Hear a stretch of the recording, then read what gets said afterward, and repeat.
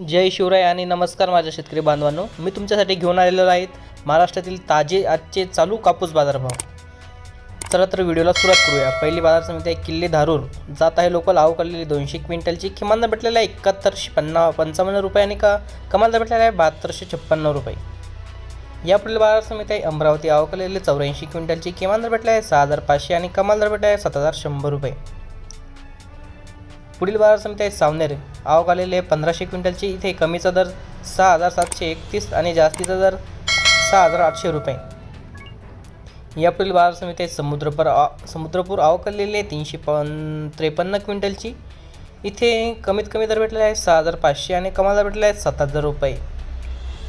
या पुढील बाजार समिती आहे अकोला, जात आहे लोकल आवक आलेली आहे 19 क्विंटलची, इथे किमान आणि कमाल दरही भेटलेले आहेत 7737 रुपये।